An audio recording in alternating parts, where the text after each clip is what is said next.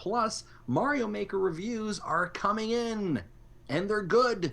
Your questions and much more. Zachary, cue the music.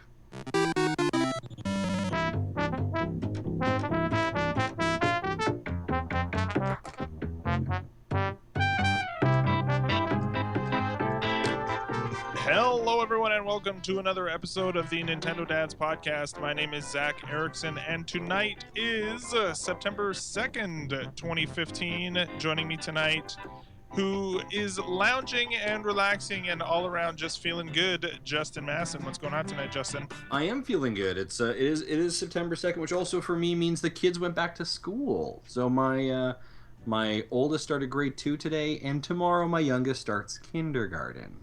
That is weird. My son also starts kindergarten this year, and it's really bizarre. Yeah, it's gonna be a pretty emotional day tomorrow, I think.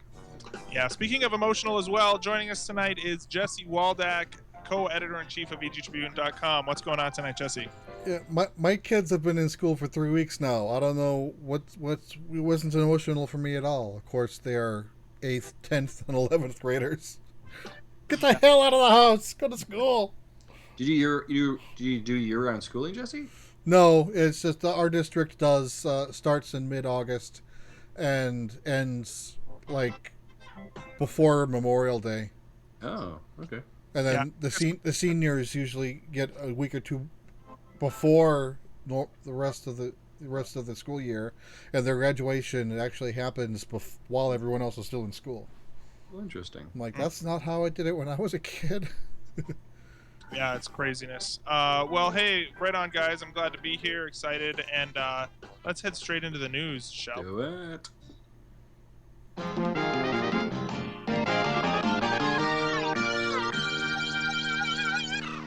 All right. So the news this week, brought to you by I don't know what. Brought to you by what should have been a Nintendo Direct.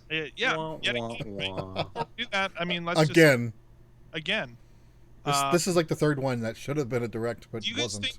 Do you guys think that Nintendo Directs are over? Is this something that was like that is like Iwata's baby? We had a little bit of this chat today, actually, but I think Nintendo Directs, as we know them in our minds now, are over. I think there'll be something different when they do re-release them, but I do feel that it will be under some different kind of ground, and I think they are in a challenging spot, right? Because they don't really actually have a president yet, like a full-time actual designated president. They have two interns essentially running the ship. I don't know. If yeah, intern, but that's funny. But I see what you're saying though. Right, and I think until that's decided, and sometimes I think when leadership changes like that, I've been with the company for a very long time where when all of a sudden like some leadership changes happen, like everything all of a sudden stops. Yeah, totally. Because no one wants to be the person who's like, well, it's just the way it was, and that's how it's going to be, right? And I think that I hate that message. That's the worst. Messaging is always really important, and that leader has to get their feet under them and that kind of stuff. And I think this is a great example. I don't think we're going to see it. I'd actually be shocked if we see Nintendo Direct in 2015.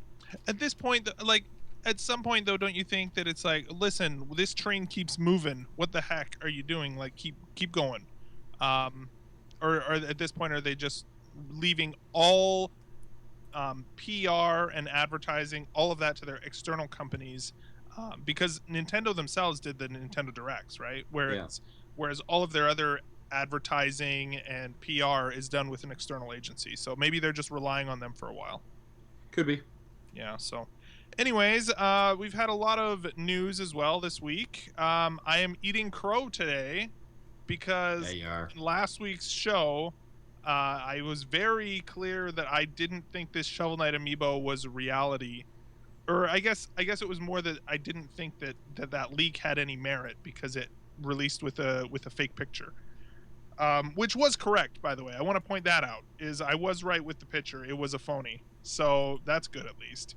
But yeah, Shovel Knight amiibo announced like a day or two after we recorded the show. And it looks pretty good. It was like the first night of PAX Prime, wasn't it? Yeah, it was just on the fringe of PAX Prime. Nintendo hosted their Nindies at Night session, where they basically highlighted, I think it was like 19 indie games that are coming in 2015 and 2016 to the Wii U and 3DS. And then it's they kind of did like this open table discussion. Damon Baker did, who's the Nintendo of America senior marketing manager. Kind of brought up some of the development teams. They showed off some of their games, talked about how things were going. At the very end, they brought up the team from Yacht Club Games, and the entire. And I mean, Damon was quite funny, right? He was like, "So, have you guys heard any good rumors lately?"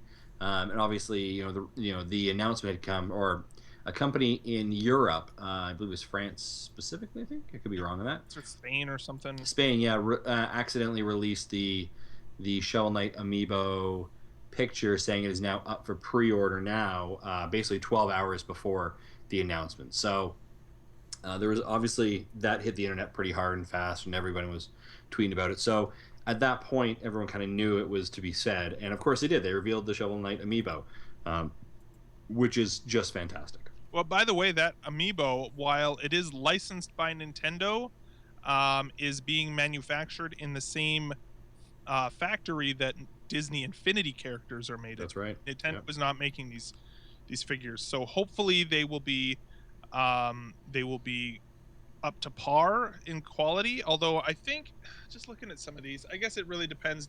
Some of these amiibos, I'm just like looking at this one, for example, this Pac-Man. While I didn't know that was made in the same factory as Disney Infinity, I did notice it did have a different, seemed like a different, I would say, an art style, which now that you say it's Disney from Disney Infinity, I see it looks kind of similar to that art style more than a normal amiibo. Yeah, like the amiibo, like I think that it will probably be fairly, just looking at these here, like it'll probably be a fairly similar design, maybe not as detailed as something to like a Mega Man, right? Yeah. With the different interchangeable pieces, or not interchangeable, but especially the Disney Infinity characters, there's a lot of little interlocking pieces as they make them. And again, amiibo are like that too, but it'll be interesting to see not only the build quality and the detail and all that kind of stuff, but also the plastic that they use may be different, that kind of thing. So we'll see how much they actually deal with it. But they apparently worked with Nintendo really closely in order to determine, how the game functionality would work in the game. So basically it unlocks the co-op mode, which how do you guys feel about co-op mode being locked behind an amiibo paywall? I'm not overly worried about it because the game has been out for so long. Do you know what I mean? Like, if it was off the bat, then I'd have an issue with it. The fact the game has been out for almost 18 months, I've already finished it once, right? We're getting free DLC in a couple of weeks from now. I'm not overly worried about it. Okay. How about you, Jesse? I actually never got very far into it, and I probably wouldn't do co-op anyway. Yeah, I didn't like co-op in New Super Mario Brothers U or Wii or whatever one of the all those 4-player versions, and the DK Country for the Wii and Wii U, the co-op, never did them. Even like the Kirby's Epic Yarn might have that single player, so I probably wouldn't have used it anyway. Yeah, I mean, one thing is that makes me a little bit hopeful, at least, is that if this is being manufactured in the same factory as Disney Infinity, maybe that do you guys think that bodes well for supply? I hope to God it does. You know what yeah, same here. Like I think it's because Disney Infinity has been pretty good. I actually went out on Monday night. Well, I would say it'd be more. It's still like in China, right? Yeah, I think so. Yeah, but I think the Disney people might have better traffic lines across continents than Nintendo. I actually went out. I mean, because the thing is that Disney Infinity. For those of you who are watching the video, I went out today. I didn't buy the game, but I did go out and buy this guy, this Yoda Disney Infinity character, just because I was like, hey, new toys to be on my shelf. That's cool. So I went and bought Yoda because why not? And I also wanted to just see the build quality and stuff like that. And so, I mean, yeah, they have a really good. It says China right on the bottom of this thing. Yeah, so this is they have really good supply control, right? The Disney Infinity line specifically. And so maybe that matters, but then again, maybe they've only ordered a short run. Who knows? So yeah, I think these are, and I think we've said this to all the amiibos, this is going to be one of the hard ones to get. I hope you're wrong. I hope I'm wrong too. Now I saw that like the company that released the actual like, hey, we are doing it, or the company in either France or Spain, so you go online and order it. Sorry? The ones that were doing the pre-orders? Yeah, I went on and checked, and I swear I was at checkout and I was going to pay like $40 Canadian to get that thing shipped across the lake to me. Nice. But we don't have a release date on North America. Europe was saying December 2nd, though. At least that's what the company was saying. So. I thought it was. My guess would be is that it's going to coincide with the physical release. Yeah, which is going to be October 1st, right? So, oh, it is. Oh, then it's not coming that soon.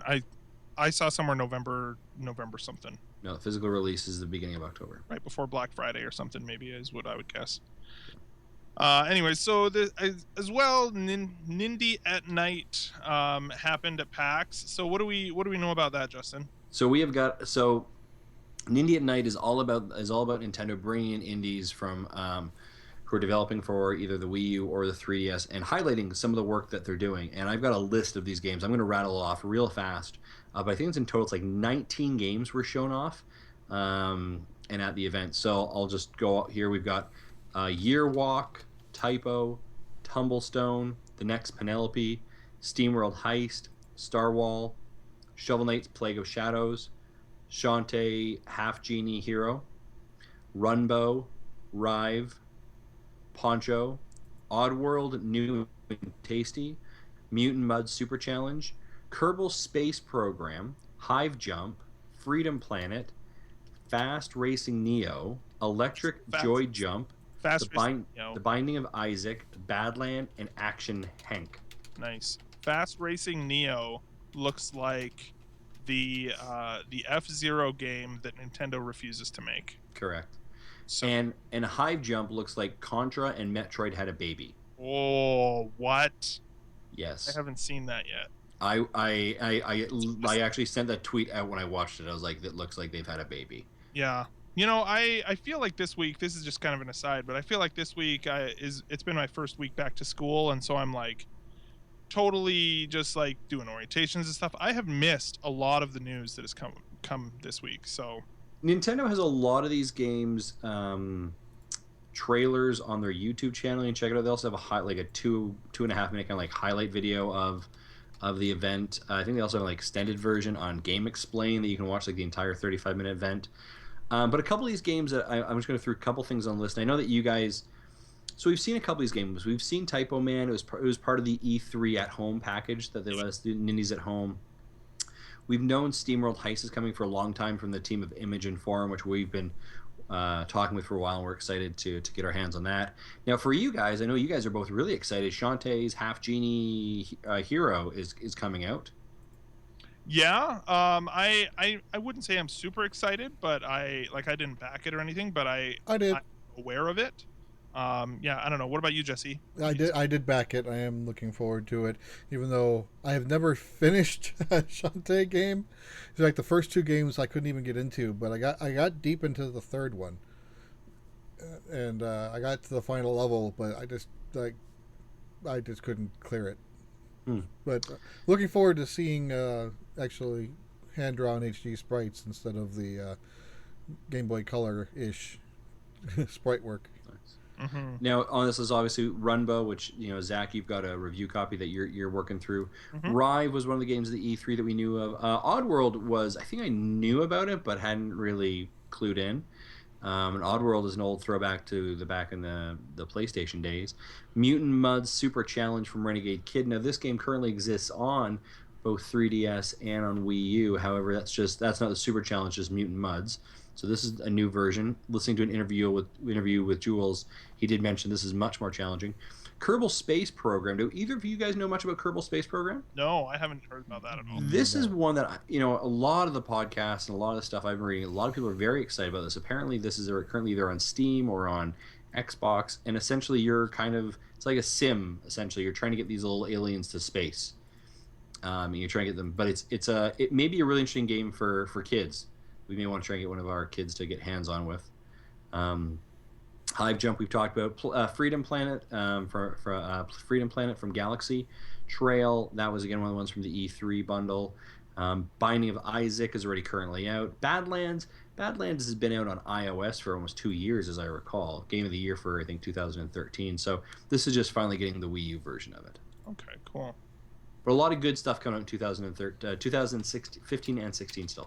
And again, let's just take a moment to say, hey, Nintendo, thanks for being awesome to indies. And yes. To be awesome to indies. Yeah, I really like it. I also wanted to say that because the next thing I'm going to say is not very nice. Not very awesome at all. So the next thing we have is the new Nintendo 3DS has been announced for North America. I'm going to lay down for this rant. Yeah. So who didn't see that coming, right? Right, Justin? Someone called it last week. Okay, so here's the deal. And I get it. Like, to a certain extent, I get it. It's not a personal thing, but the new 3DS, you know, when Japan came out with it and the new 3DS sort of deal, the new 3DS being the smaller of the two, I was excited for the one with the faceplates, and they decided, no, I'm not gonna. They're not gonna sell them. And at that point, I was like, well, I guess that's just not what they're gonna ever do. I don't know, whatever. It's not gonna come here. Lo and behold, here it is in this Animal Crossing bundle, which, by the way, it's only in a bundle. I think that's another thing to keep in mind here, is that it's only in a bundle, and therefore you have to buy a game with it. Now, Nintendo lately is getting more and more ridiculous with their reliance on bundles. And this is maybe just my opinion of it. Maybe I'm a little bit crazy. I don't know. And note, this bundle isn't like a Wii U bundle where the game is packed in, quote unquote, free. So it's still the $300 console with a game or three or whatever. It's $220, isn't it? It's $220. So it's the $160 system with a $40 game with two faceplates that are probably $10 each. So your deal is you get one amiibo card for free. Yeah, and those faceplates are super cheap to make. So they're making bank on this. How much is the actual new 3DS XL in the States right now, Jesse? $200. It's $200. Which so is the same price as the original XL when that launched. Right. Okay. So this is, I mean, it's. So presuming that the new 3DS is going to take over the same price slot as the current 3DS, that's $160 or $170. The reason it bugs me is that back in February, when the new 3DS was released, or the new 3DS XL was released, I was really in the camp where I was excited to get the 3D, the smaller of the two, right? I had carried around the XL for a long time, and was like, you know what, it'd be nice to have a smaller one. Plus, I'll be able to customize it and all that kind of stuff. Plus, it's going to be a little bit cheaper, which will be nice. And instead, you know, they didn't release it at that time. So they ended up, so I ended up getting the bigger one. And now, if yes, I could go out and buy this. And that's fine. But I already bought one. And and now I'm looking at the one that I actually wanted in the first place. But in order to do that, I would have to go through this whole rigmarole that I just don't want to deal with. So I'm going to end up just keeping the one that I have and whatever, right? I'm not going to get this new one. I'm not going to get the one that I would have bought in the first place and the one that I really wanted. But instead, I will just continue to have the one that is. I'm still perfectly happy with my XL, and I absolutely. It's a great system, but it's not the one that I wanted back then, and it's still not really I wanted both of them, but I wanted the little one with the faceplates more. So it just bugs me. I don't know. What do you guys think? And it really just kind of goes back to what one of the guys from Disney Infinity said back a while ago with the amiibo supply, right? I'm losing my voice. I'm cracking like crazy. But the amiibo supply, get your supply chain figured out, get all your SKUs figured out, simplify it a little bit so that you can actually offer people what they want and allow them to buy what they want and not just dictate through weird bundles like this retro 3-pack and all that kind of stuff. I feel like a lot of their actual physical merchandise and their retail presence is way too complicated right now and way too complex, and so people aren't able to get what they want out of the million different things that they're offering. Does that make sense? Like, what do you think, Jesse or Justin? Like, Justin, what do you think? Well, I think I think the challenge with it is a couple things. We knew this was coming, although we didn't know it was coming for sure. Mm-hmm. So decisions were made, for good or for bad. Decisions were made. I don't necessarily. I'm okay with them creating a bundle, but I want to see one separately. Yes. Like I want to be able to just go in. So I mean, I know that's all bundled together.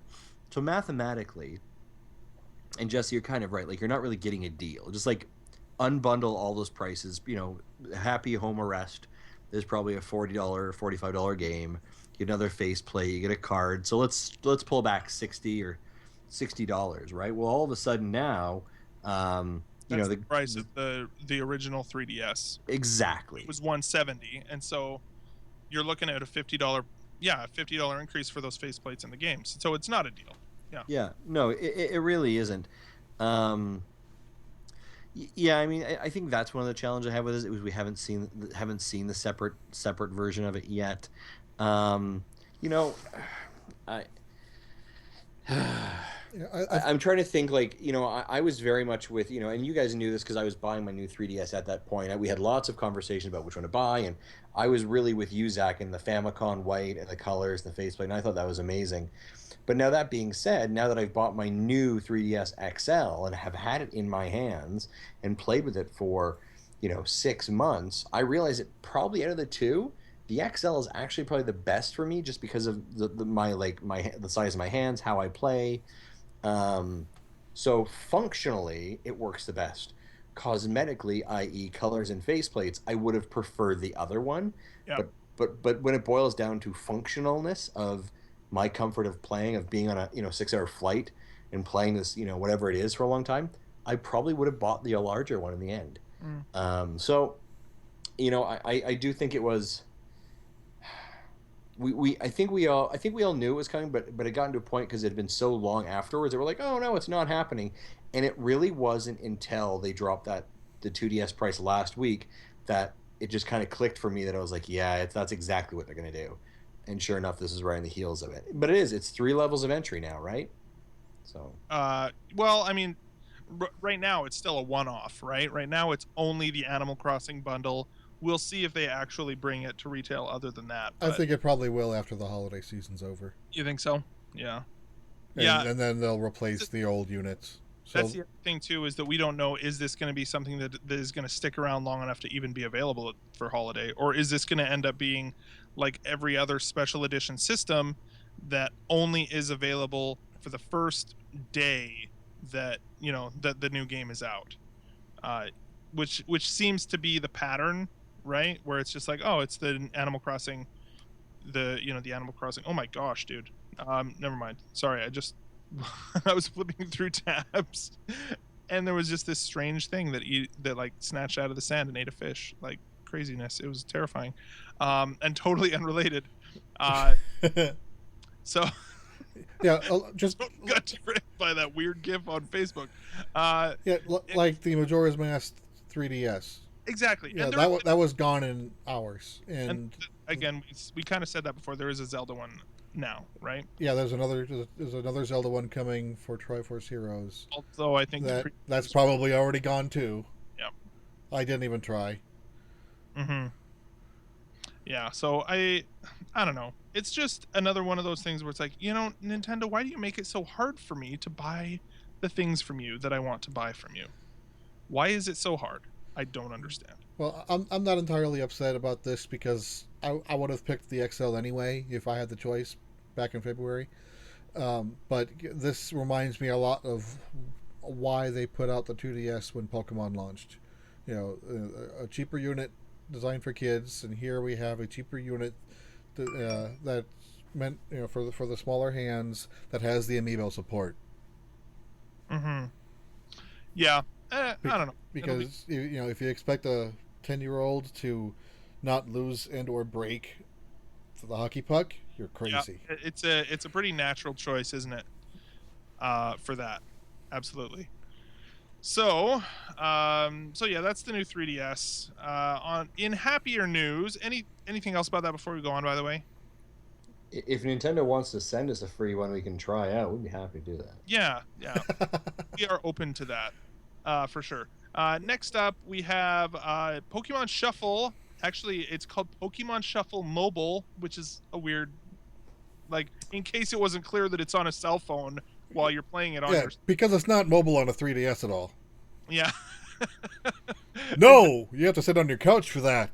Pokemon Shuffle Mobile is now out in North America on iOS and Android. I have played it. Justin is disappointed. I'm guessing it can't carry over your saved information. You are correct, sir. Shocking. And yeah, other than that, and I didn't even download it. I've been playing it. It's actually really fun. I think that the translation or the conversion or the port, I guess is the word I'm looking for, worked really well. I think it's a really good port of the game. What do you think, Justin, about the game? Yeah, I think overall it's a pretty good port of the game. I don't have any huge issues with it. I think it feels very natural and feels good on a mobile platform like a phone. And I've always been saying that about it. So I thought it was really good. I actually went back and played 15 to 20 levels, and yeah, I thought it was great. Again, if you could now there is some transfer code though that you can do at the very beginning. See, that's the thing I didn't note it. I know though. Like, is it because there's? But I was like, where's that information? There's no transfer code on the 3DS version, so maybe it's transferring the code from phone to phone or something. Yeah, I would guess it's mobile to mobile. Yeah, I didn't look too far, but I was like, maybe, I don't know. The other thing that's interesting about this from a publishing standpoint is that this. If you actually go, I don't know if you guys ever do this, but in the App Store, if you click on or if you tap on the developer name, right, in the App Store, it will take you to other apps that they've created. There are actually two different the Pokemon Company accounts on the App Store, on the iOS App Store. If you search for Pokemon, there will be one that's the Pokemon Company, and the E has the little tilde or whatever the accent is in the E. And then the one that has released Pokemon Shuffle does not have that accent. And so the only other app that particular account has ever released is the Pokédex, which was also a 3DS game. Whereas all of the other Pokemon games like Pokemon Camp and anyways, there's lots of other Pokemon apps that are on the App Store.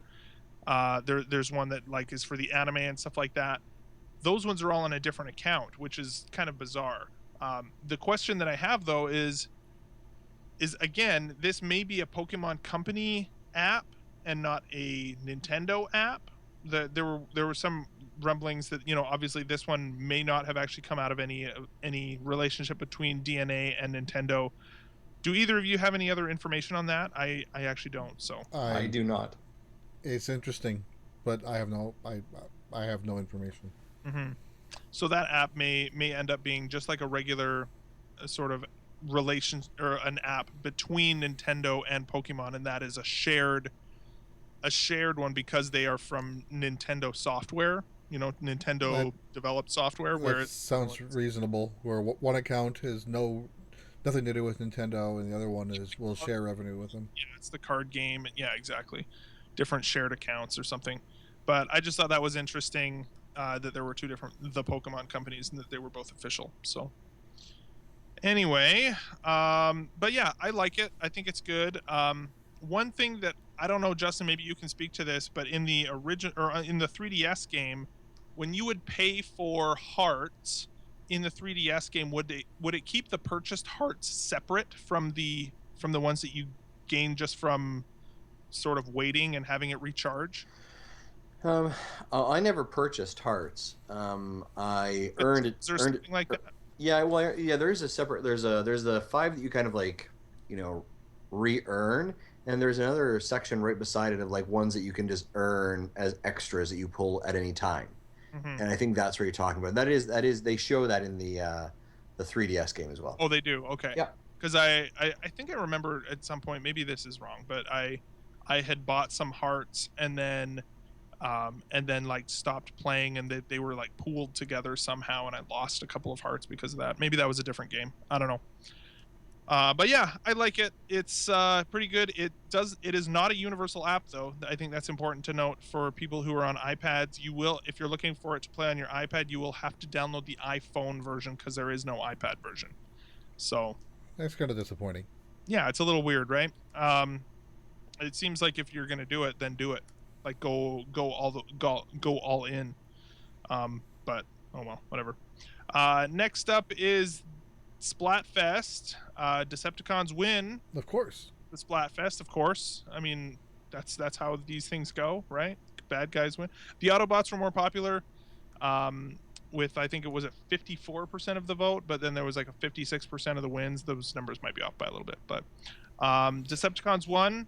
So yeah, good job, Decepticons. Has there been one yet where the most popular had the most wins? I think the Marshmallows won. The Hot Dogs versus Marshmallows. I think they won because they were so popular. They actually lost more games, but they won because they were like ridiculously popular. But there hasn't been one yet where the popular one also won the matches. No.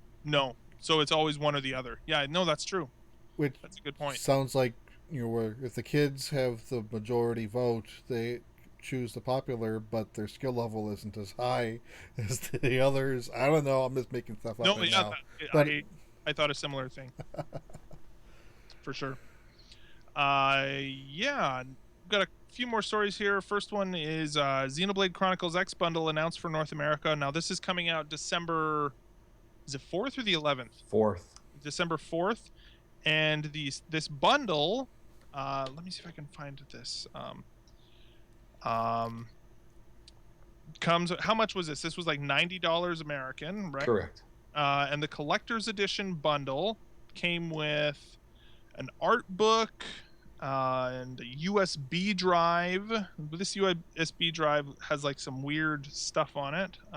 Did it have like a soundtrack or? It's got 10 tracks from the soundtrack. It's actually a cool little USB drive. I kind of like it. It's cool. And then the art book, the game, and a matted art card, and then of course like a box that it all comes in. I know none of us are really all that interested in this game right now, right? Like. The challenge is, like, I am interested. I think it'd be a really cool game, but the issue that I have with it is that I don't have that kind of time for that kind of game. Yeah, exactly. Does that make sense? No, totally. I'm right there with you. I definitely am. I'm wondering if maybe this is the kind of game I am actually going to get like a pretty okay Christmas break, which is kind of nice. But well, yeah, I don't know, dude. That's a lot to have there. So, and I know that friend of the show who came on recently, Eugene, from the Magic Hour, is really looking forward to this game. Mm-hmm. Yeah, for sure. So, I mean, an extra $30 for a USB drive and an art book and this little art card. We'll have to see what the art book is like if it's a hardback. It's 100 pages, so I mean it's not a huge book, but I don't know. That does seem like maybe it is a little bit expensive for a USB with 10 music tracks on it. It's a little pricey, but I mean I don't know. The game's probably $60 normally. Right. Right. So you're paying an extra USB drive though. Sorry? How much is a USB drive? Well, yeah, but I mean there's a lot of other things in there as well, right? It's not just the USB. Like you've got that art book and everything. Yeah. I guess it's right, like we're all paying like $60 or $70 for Mario Maker, and it's got yeah. Which, by the way, reminds me, I still need to call Nintendo and get them to send me my art or that collector's book. Yeah. I hope to have the book by next show. That'll be a few days before launch. So yeah, I'll let you know next week. Yeah, cool. I need to set a thing in my phone to remind myself to do that tomorrow. As well, Ace Attorney 6 has been announced for Japan. Woohoo! Which you're a fan of that, right, Jesse? Oh yeah. I can't wait. I'm excited. I don't know. I've tried a game before. I'm glad that people enjoy it. Well, The last one was digital only, right? Most likely. It won't surprise me if it is, because Ace Attorney 5 was digital only. Yeah. So that should be good. And finally, Mario Maker reviews started pouring in today. We're looking at 8s and 9s so far. The big criticisms, Justin, you were saying before the show, no ability to make any sort of a checkpoint in between. Yeah, it's a save point like halfway through a level that people are kind of upset about. Specifically, it was a criticism that Jose Otero from IGN's podcast brought up. Which is a little bit weird, right? Yeah, considering that Nintendo has that in their own games. And like, yeah, that's weird. Also seems like something they could patch in if they wanted to. As well as what was the other one? Yeah, the other criticism is that like you can't. So if we're friends, I can't find levels that you've done. Like there should be a friends list where since we're friends and you have Mario Maker and I have Mario Maker, you can just easily access your friends and see like all levels I've made. And that's not available. Yeah, that's weird. Yeah, I just looked at the Metacritic score. Out of 39 reviews, it's averaging an 89. Wow. One of them is a 7 out of 10 from Metro Game Central. Never heard of them, but everyone else is above that. That's the only one that's in the mixed category. The other 38 are all in the positives. Wow. Along with a number, there's 2 100s in here. Very cool. So maybe we'll actually just take a quick moment there. And do we want to let people know kind of what we're hoping to do with Mario Maker? Yeah, go for it. So what we're hoping to do, and I mentioned this in our Periscope, we're going to talk about it more as Mario Maker comes out and as we're playing Mario Maker, but we have an awesome community. We see that through our interactions on Facebook, Twitter, questions that are brought in, people who just resoundingly enjoy our show. We are going to have like a little bit of a Mario Maker challenge. So you can create your own challenge and you can send it to us for us to try and play and try and beat. And we will obviously promote it on the show here as well and give you kind of some publicity for your level, encourage people to download it. We'll kind of like highlight one member of our community each week, their Mario Maker stage. We're trying to maybe work through the technology of potentially streaming that ourselves and either showing one of the three of us trying to tackle those levels.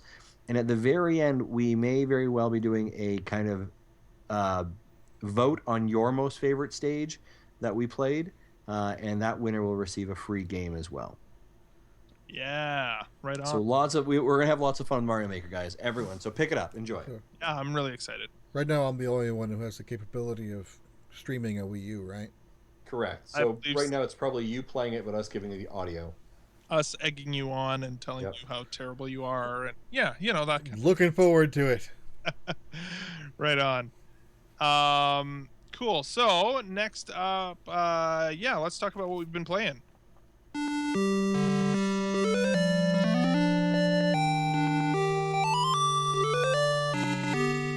Right on. Jesse, why don't you start this week? What have you been playing? Okay, I have 3 games I want to talk about, and 66% of them is Nintendo related. Hot dang! I think that's a record. It is. At least lately it is. At least this month. So let's start with the PS4 game. Then we'll work our way up. So I downloaded the demo of Yu-Gi-Oh! Legacy of the Duelist. Okay. I'm actually a big Yu-Gi-Oh! Fan. I've watched almost every episode of the anime. Yeah, I'm lousy at the card game, but I tried playing it back when it was new, but I like the episodes. In fact, so this game, at least the demo of it, I think the game costs $20, and I'll probably will pick it up. Lets you kind of relive the story of all five series. So in the demo, it pretty much gives you a tutorial, hand-holding walkthrough of of how to play the game and how to do that season's specialty type of summon. And then it gives you one additional duel, like to to do it in yourself, and you have a choice of doing the story deck, which a deck similar to what the characters actually had in the show, or you can use your own custom made deck. So far I've always done the story deck. So the first one started off with you and the tutorial was Yugi and Joey in the school you saw in episode 1, and then the second duel was Yugi versus Seto Kaiba using the Exodia deck, and I won by summoning Exodia, and I literally had 4 cards left in my deck, but I won. And then it's got the GX season. Similarly, it's one hand-holdy duel for tutorial, and the other is one duel to do on your own. Except for the fifth one, Arc V or Arc 5, which hasn't aired in North America yet, right? It only gives you the one hand-holdy duel, and that's it. So kind of was hoping for more.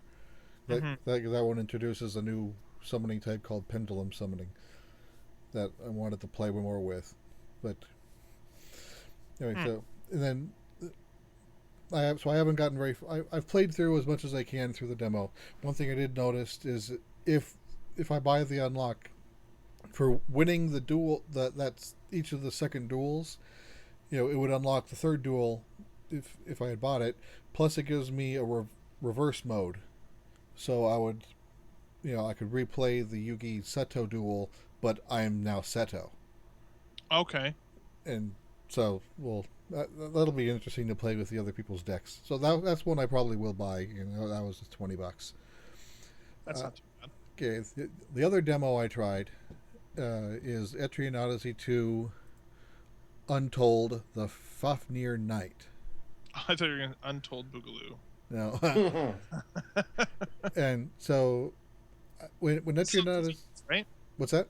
This is on 3DS. 3DS. It just games. Have you played those before?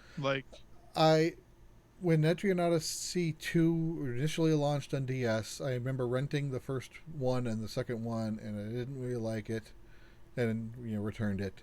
But then, unfortunately, I didn't fully get the whole concept. Then, last year played Persona Q, and I kind of dug it. Another thing I didn't like about Etrian Odyssey initially is all the characters are characters that I had to build from scratch. And I'm not a fan of that. I'd rather, just like the job systems in Final Fantasy 3, Final Fantasy 5, I don't like doing that.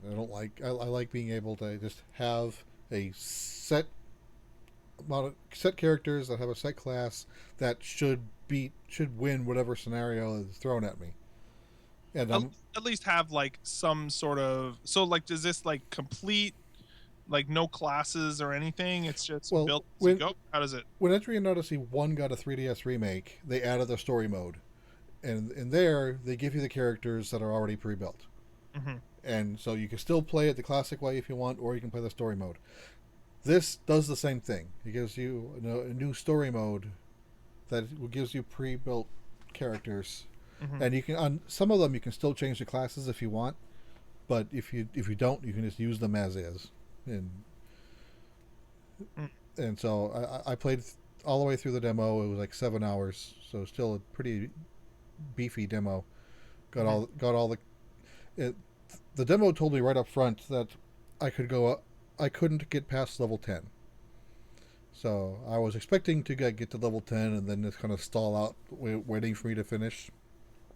But no, the last quest that I completed leveled everyone to 10, and then it said, and that's everything you can do. You can still walk around and explore a little bit more, but it won't let me go to level 4 of the labyrinth, and there's pretty much no more of the story. That's all that I got.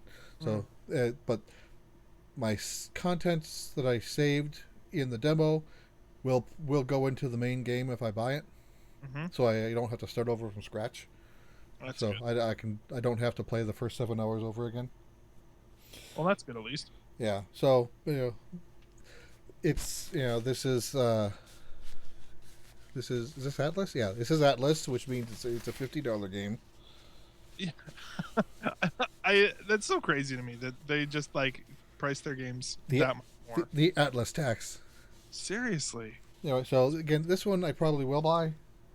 It's just with Mario Maker and getting Yugi again, or I've got games already backed up that I'll probably wait on this and pick it up maybe closer to like holiday break and use it as my vacation, my travel game. Yeah, Atlas has so many sales too that's true. Yeah, you can probably wait for one of those. Okay, then in my third game, I started replaying through The Legend of Zelda Twilight Princess. Oh, actually, I started this playthrough back in May. I got pretty much to the point where Link turned into the wolf, and then I stopped. Mm-hmm. And so I picked it up from that point, and I got through the water dungeon, which that was nastier than I remember. Mm-hmm. So I'm like 16 hours in right now, and I don't. My biggest complaint about Skyward Sword was it added a lot of fluff that I felt didn't have to be in there. Mm-hmm. What I forgot about was they did the same thing with Twilight Princess. There was so much extra garbage. I'm like, oh, I hate this part. Oh, I hate this part. A lot of that seemed to be with the wolf too, where it was like running around with the wolf and that kind of stuff. The wolf and the collecting the tears, that one isn't so bad. The parts I didn't like were like the jousting on the bridge with the big fat guy. Yeah, I've had to do that twice so far, and one where a bird picks me up and it flies through a cavern up a waterfall. Mm-hmm. Not a fan of that part either. So there was like 4 or 5 of these little 10-minute chunks that I'm like, oh, I hate this part. But when I was done with that, I was fine again. Yeah. So I just got to the point where I got the third of the fused shadow. Then Zant kicked Midna around, and now I have to go and find Zelda in the castle in wolf form. Crazy, dude. Well, hey, I haven't played through very much of that game. I don't know. I'm interested to. I've actually finished the game twice. I got it, at launch. Well, not in February of 2007 when I got my Wii. I played through it, and then I played through it again around 2011. I think just before Skyward Sword came out is when I played through it last. And then so this is my third playthrough. And then probably after this, I'll try to get Skyward Sword in. I just know that game is even longer than this one. Nice. Right on, man. Jesse, or just finished with Jesse. Justin, what have you been playing this week? Not a lot of new things. Splatoon. Again, for every single Splatfest that has occurred, I have not had a chance to play. And that was the exact same situation this weekend as well, as I was actually out camping with the family. So I did not play in Splatfest, so that was unfortunate. And I've been playing more A Link Between Worlds. So nice. Just loving that game. Just loving it. I know. How far have you gotten in there? I'm in the painting world, or the dark world, I guess you'd call it. Mm-hmm. And I have saved 2 of the 7 paintings. Okay, so that's after you. I'm trying to remember how far in that is. It's been a while since I played that. So this is where there's the actual rifts now, where you actually go through the paintings and like you kind of do this like weird kind of like time travel approach to the other world. Okay. I've already I have the Master Sword and everything. Right. Okay. Cool. Right on, dude. Awesome. Sweet. I'm just trying to think here. Link between. Yeah. So basically, I have been playing more Runbow.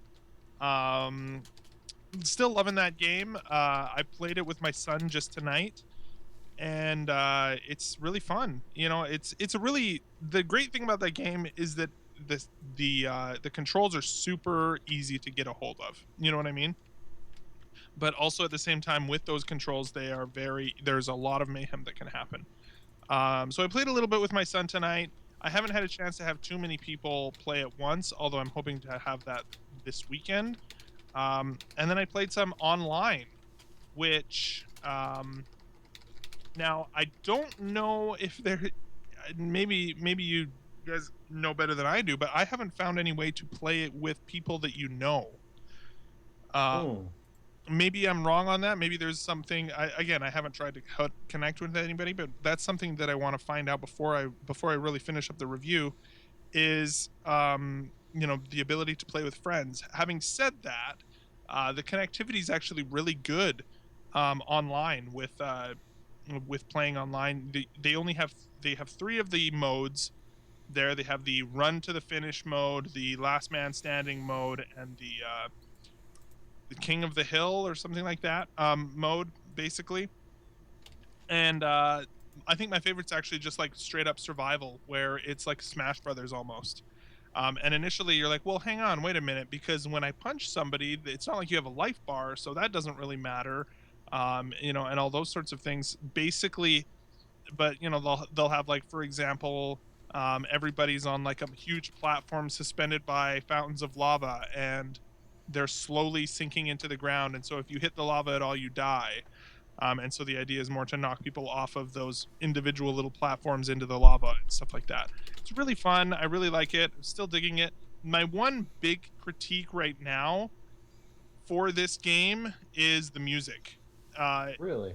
And that's just because it's not, I don't know, it's just like a little bit too repetitive, and not as and it feels like it's not really all that peppy and exciting. It's just really repetitive. I've been hearing a lot of the same kind of music, and the music kind of all sounds the same. It's got a jazzy sound too, doesn't it? It's got a sort of jazzy sound to it, which I don't know, it's just not jiving with me personally. And maybe as you get farther into the campaign or something like that, or in different levels, maybe it's a little bit different.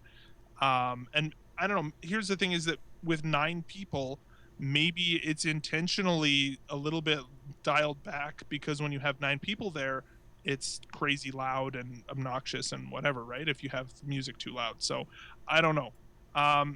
But that's my one critique of the game so far, is that I'm not that big of a fan of the sound design and the music. But other than that, I think it's pretty good. So yeah, that's honestly, other than Diablo 3, that's pretty much all I've been playing. Diablo 3 I've been playing it on my MacBook Pro, and I don't know, it's season 4, playing a Crusader. You guys can add me if you play Diablo 3, so look me up on Twitter if you're wanting to do that, but I won't spend too much time on that this week here. So yeah, let's I think that's about it. We have here, Justin, I'm seeing we have I'm guessing this is a little bit different than the question of the week normally. Yeah, I thought I'd try something different, seeing what the response was going to be on something like this. Okay, here, let me sure. pull up our sorry, I didn't have it pulled up in time. That's all right. What am I doing here? There we go. Wow, this is good radio. Feel a wider look, it's an ad on freaking YouTube. Thank you, YouTube, for 3D Crest White. Wow, that's great. And it's not even, oh my gosh, it's not even a skippable ad. It's a full 15-second ad. My apologies. So anyways, Justin, let's hear your our question of the week for this week. So my question this week it's really related to parenting, and how, when you became a parent, and we have a lot of older parents listen to our show, a lot of younger parents who are just about to have a baby or a kid in their life, join them. How has your game playing changed or impacted as a parent? So just comparing specifically how I played games prior to having children. Jesse, I'm interested in what you have to say, man. Like, well, yeah, that's a good question. my first marriage, I noticed that my game playing almost dropped to non-existence. Yeah, I first got married in the mid late '90s, and that was during the. I had an N64, but I didn't have a PS1. I didn't have a GBA. I pretty much almost that entire gaming generation I skipped, and then so right, my oldest daughter was born in '99, and I really didn't start getting back into gaming until like the PS2, GameCube era, when the kids were like 3 or 4 years old now. But so the biggest changes that I've noticed is before I could play pretty much any game anytime I wanted, even if where the kids were 1 and 2 years old. They didn't know what was going on. They didn't pay attention to what I was doing. Didn't really matter. When they got to the point when they started watching what I was doing and paying attention, then I had to watch what I played and when. So certain games where this is I can play this anytime. This is a 10 o'clock at night, kids are in bed game. Mm-hmm. And I still actually have a few games that I won't play with the kids around, even though they're the oldest is now 16. Yeah, but for the most part, now I can play almost anything in front of them and not feel bad about it. Yeah, I kind of feel like mine's kind of similar. Like I never really stopped playing games, like when I got married, but I did find that I like my taste in games was a little changed a little bit, I guess, but even that, really not a whole lot. I've mostly played handheld games growing up. I played more handheld games than console. I've said that many times on the show. But I feel like it was more of a time thing, and also, I guess the amount of time that I've had to play games in a single sitting has changed a little bit. I don't spend more than sit down and play 3 or 4 levels of Mario Kart, and then we're done. And that's the thing, that like sit down and play like long spans of game. Even with my almost 5-year-old, it's like, all right, Dad, let's play a different game now. And it's like, do you realize, so like Nintendo games are actually really good for that, because they're pretty easy to get through. A level or 2 or 3 or 4 of Mario. Whereas even something like Zelda, you kind of need to be able to sit down for a long amount of time. I can't sit down for more than about an hour now without feeling like, all right, I've played enough games for a while. Like, enough is enough. So, I don't know. What about you, Justin? Yeah, I think there's a couple things that I would lean into kind of both of your statements about was, having a spouse who is also kind of into gaming a little bit, right? Luckily enough, like my wife and I, who've been together for 16 years, we've like our relationship wasn't based on video games, but I've very upfront. I was like, I enjoy video games. I love them. I've always been part of my life. So, do you like video games? She was like, well, I played some Dr. Mario as a kid, and that was cool. And I was like, all right, well, let's build on that, right? So that was kind of important to. With that. So yeah, we can work with that. So that was kind of a way that we incorporate it. But I think a little bit to your point as well, Jesse, is the awareness of the games that I'm playing. And I've always, and I've said in the show before, I've always been a fan of Nintendo's products through and through. Really a thing, especially because it's not the gory violence and stuff, right? There was a very short amount of time, for about a couple of years, where I was into PlayStation stuff because I wanted to, I was 18 and I should be able to play games where there was blood, not just Goombas disappearing. But that really wasn't who I was as a game player, and I soon found my way back home to Nintendo. But I found, for me, I think to your point, Jesse, it's being aware of what I am playing, right? Like, I remember one night I was really into playing Arkham City on the Wii U, and the girls are like, "Oh, let's watch. I like Batman," and I was like, this may have been a bad choice. So I sat there for like an hour and a half, 2 hours, and they're like, "Oh, punch the Joker, punch him," and I'm like, I feel like I've made a poor choice here. But I think the other thing that I'd kind of talk about for Zach's point is the use of time, right? Time is not a thing where I think in university before being married or before having kids, I could just sit around for 6 or 8 hours and just play a game and be all right. Now it's, like I've got maybe an hour, maybe if I'm lucky to maybe play into something. So what from a bite-sized perspective can I grab into and make it and that's okay? And I think that's where, I think to your point, Zach, having like a portable really makes that, you kind of, those times that you don't expect to have, now I can flip open my DS and play Link, right? Or grab into a small adventure like that. I remember after my first daughter was born, Fridays and Saturdays was kind of the time I could play video games, but more specifically at night after both my wife and my daughter fell asleep. So my daughter would be down to sleep, my wife would be down to sleep, it'd be about 11 o'clock at night, and I would get up and go downstairs, and I would play for about 3 to 4 hours, play video games at from 11:30 or 11 a.m. to 2 to 3, or sorry, 11 p.m. to 2 to 3 a.m. And that'd be on Friday and Saturday, and I'd get 4 or 5 hours of sleep. But that was kind of my time to decompress. And that was actually, believe it or not, that was actually how I finished Metroid Prime, or the number 3, the Corruption or whatever it is. Yep. That was I played a lot of that as my youngest daughter, or my oldest daughter was quite little. So I'm still kind of my wife just got a new job and she works a lot of nights, which so she'll go to work and she works from 11 till 7 or something like that, and I'm like, all right, see you later, I'm just gonna sit here and play this game for another 30 minutes, I promise. And it's 2 a.m. I'm like, what have I done? Yeah, where has this happened? She's gonna be home in 5 hours. Yeah, and that's kind of where I think the point, and I that's why I enjoy Nintendo products right now so much. So I think especially as a parent to look at it and say what can I play together as a family, right? Video games, we enjoy playing video games, we think it's fun. What game, like a Mario Maker or a Mario Party or Yoshi's Woolly World, can we spend this time together and enjoy this thing as opposed to just dad's time?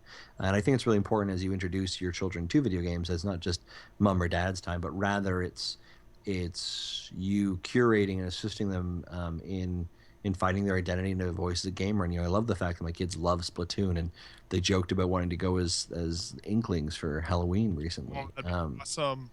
So I think your time changes, but your taste probably changes a little bit as well. Mm-hmm. And man, yeah, just to your point about watching your kids develop their own taste in video games, I think that's just the coolest. Just seeing my son, for example, just how much he loves playing Splatoon and other things like Smash Brothers. He would play that by himself and would just line up all the different amiibo and be like, all right, I got to train my amiibo. And just watching him do that is just super cool. So right on, dude. Well, hey, good question, or good discussion topic, dude. I liked it. Very cool. Let's get into I'm calling it community highlight this week. Do it.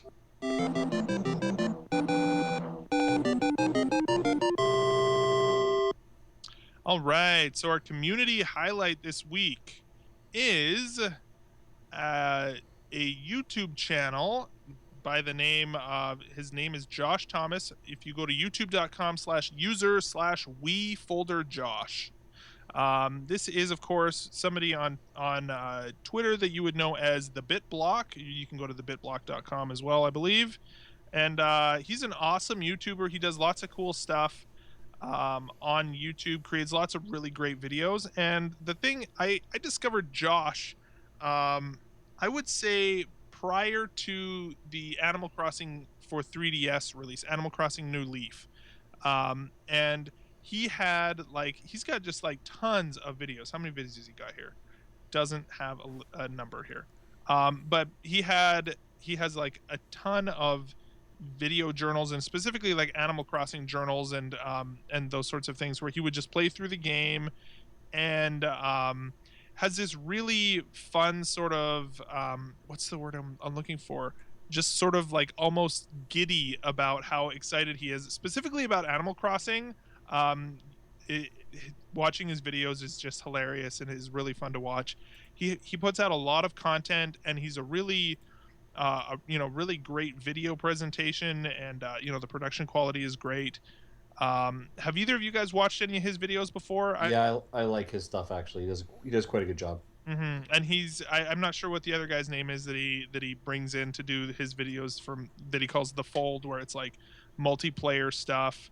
He's got like this crazy good set too. Like I don't know if it's actually like what his house looks like, or if it is a set, or if it's like some combination. But one day if we have production value, that's what I expect all of our houses to look like. Exactly right.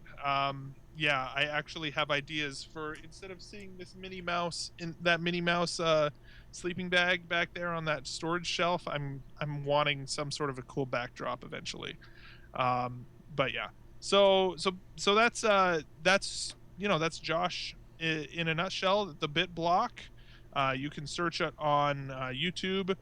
You can search for the Bit Block, or head over to thebitblock.com and let him know that we sent you or over to see him. Absolutely. And friend of the show Rogers Base jumps on and does some kind of guest spots with him frequently as well, if you're a fan of Rogers' work, and they had some great E3 coverage actually recently. Yeah, for sure. Yeah, absolutely. Right on. Well, hey, with that, I think I can hear in the distance that the postman is approaching.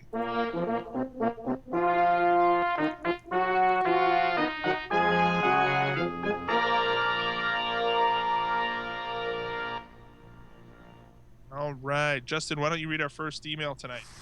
Absolutely. So our first email comes from Alan, who is a frequent contributor to our questions. He goes, I just had an awesome idea. I know it's too awesome to be true, but what if the recent revealed patent for the NX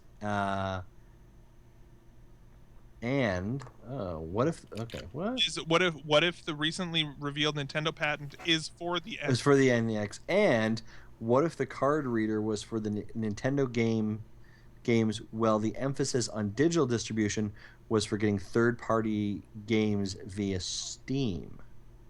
Okay. Awesome. Talk amongst yourselves and rain on my parade.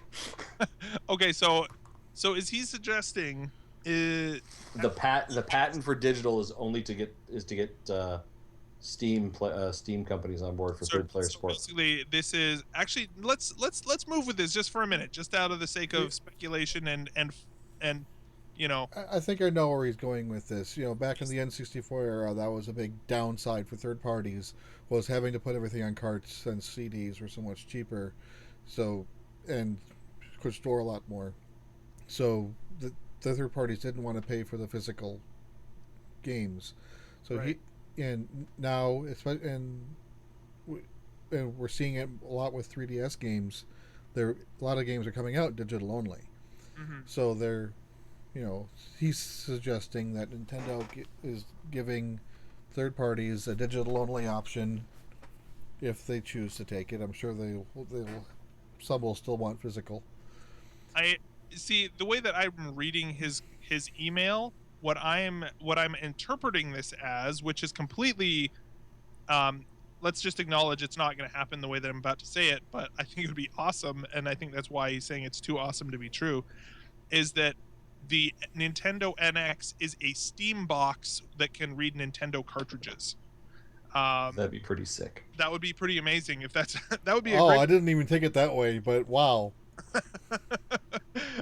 It's not going to happen, but that would be great. Yes, that would be absolutely amazing. But Nintendo and Valve working together, I don't think that's going to happen. I think we would be more likely to see Nintendo games on Steam before we would. I think that would need to happen before. That would either need to happen at the same time, or or we'd have to see something like that. Nintendo games on Steam would need to happen first. But I still really like that idea. I think that would be cool. But Jesse, you want to read the next one? Sure. Dear Dads, a very depressed Chris here today. I did it. I collected all 366 Street Pass birthdays. I am now getting more Plaza tickets than all other Street Pass games combined, like Nintendo promised when I bought it. Nope. Just got the one for getting 365. Did I get scammed by Nintendo? Did you guys get the same message when you bought it? Thanks again. Whoa, wait, what? So he was expecting to get a bunch of Plaza tickets when he got all 366. Sounds like it. I don't know what was promised because I never bought this update. I never heard that. I would. It's not surprising that there is an achievement with a plaza ticket that says get all of the street pass things, all the birthdays. But it's not surprising to me that it was only one ticket. You've got to play all of the other games in order to get the other tickets. So I'm sorry. It sounds like a problem of expectations, honestly. As sad as that might be. I don't know, Justin, do you have any other? Yeah, I got nothing else for you on that one. I just say kudos on getting 366 birthdays. That's still totally amazing. Is Chris the same one who said that he had somebody who was like showing up his street passes like North Korea and stuff like that? I think he might be. Okay. Again, a frequent contributor to our show, which we appreciate. Yeah, absolutely. Yeah, I don't know. I still working on those street pass games. I'm still loving the fishing one, and I actually not as many people talk about the zombie game. I really like the zombie game. I'm just saying, I do. It's a good game. Yep. I'm still fighting with the first update games. I think I'm on level 21 of the haunted house. I haven't beat that one yet either. And I've been trying to get my army big enough to beat the last country, but I tried that last battle once. And that battle works differently than all of the other battles, so I probably won't even try it again until I get more like 750,000, and I'm just barely halfway to that. Yeah. So it'll be a while before I beat that one. Mm-hmm. Right on. Though when I was at the Best Buy E3 thing, I street passed a few people that had an army of 9,999,999, and I'm definitely back into the street pass. I greeted them peacefully. Yeah, coward. Honestly, right? Yeah, let me tell you, at a university, the street passes are plenty. I've gotten one street pass in 2 weeks. Kind of sad. Yeah, I like max out every day. It's great. Okay, cool. Last email here from Halden Moffat saying, "Hello again, Nintendo Dads. My question this week is, what are your dream launch games for the NX? I am aware of the usual suspects that have been mentioned by a number of people, but I'm more interested in the outlandish. I myself, for instance, would like to see an HD Kid Icarus sequel." I'm gonna go first and say, I want to see. I don't know if I would settle for a Kid Icarus Uprising port. Frankly, it doesn't even need to be a sequel. If that's what it takes to get that there. I loved Kid Icarus Uprising, and I think that the standard the biggest problem with that game was the lack of traditional controls. I think if they were to have a sort of dual stick control method with that and throw that into that game was amazing and did not deserve all the flack that it got for it. I loved that game for sure. What about you guys? Anything else? Justin, what do you think? Besides the usual suspects, right? So Metroid's a usual suspect, I can presume. Kind of all the A-list games. I'd like to see Nintendo somehow bring back Mega Man. As a 2D platformer on the NX. Why has... Yeah, no, I agree. Well, why hasn't that happened? Because Capcom is being Capcom. Why hasn't Nintendo just freaking, I guess Mega Man is not for sale, but you know what I mean? Why is Mega Man not, just Nintendo property? Justin, did you see Alan's other question that he sent us yesterday? Because his question is actually very similar to this one, and I like it. Should we just... I did. If you want, we can pull that up if you want right now. Yeah, I have it up. I can read it. And so so Alan again says, all of the hype around the release of Metal Gear Solid 5 has got me wondering, what game that had its start on a Nintendo system that completely ignores Nintendo now do you wish would come home again? P.S. Metroid and F-Zero are not acceptable answers. So I think the two questions pretty much can have the same set of answers. I think Mega Man is a very obvious choice. I also think Street Fighter is a good one. Street Fighter, it's a PlayStation 4 exclusive right now. That's a pretty obvious one as well. So, those would be the two that I would say. So games I thought of were Final Fantasy and Dragon Quest. Mm-hmm. And Final Fantasy is a really good one too. And none of it's Crystal Bearers Chronicles BS. Give us Give us a mainline one. And Ninja Gaiden. Oh yeah, good call. That's good, What about you, Justin?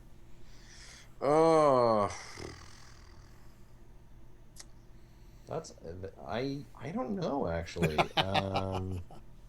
Like Mega Man's kind of my go-to on that one. I'm not gonna lie. Yeah, I agree.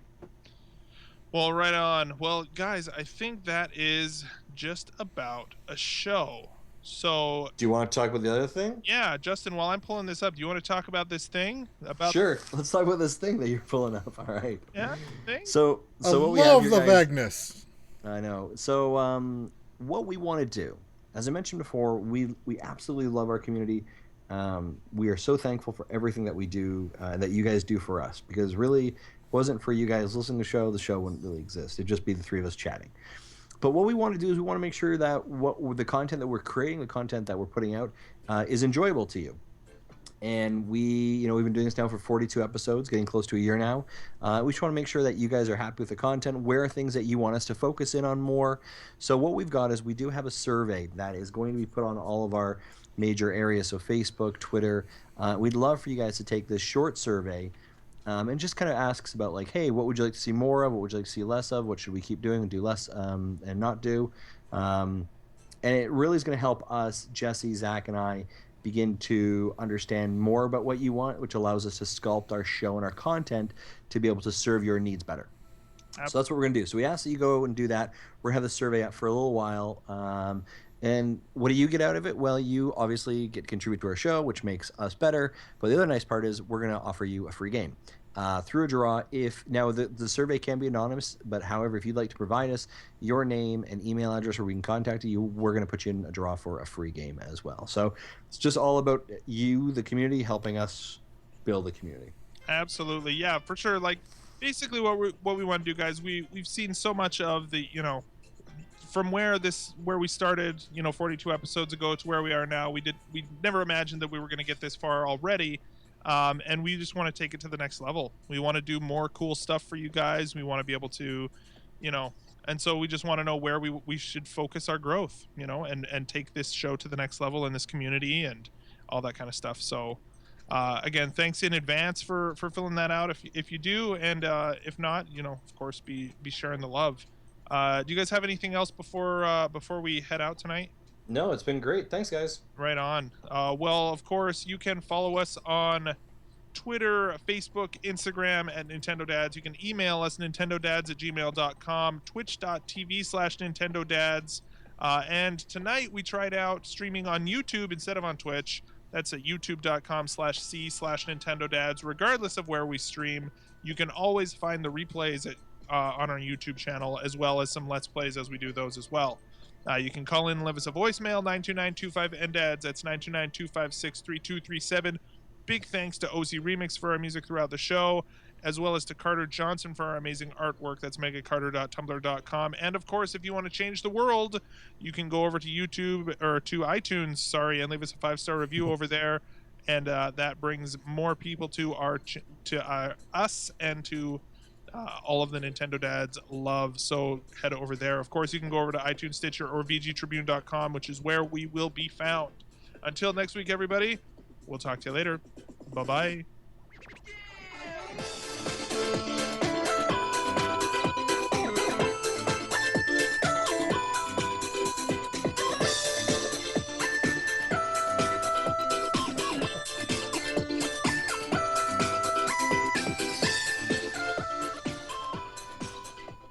Thank you for listening to Nintendo Dads.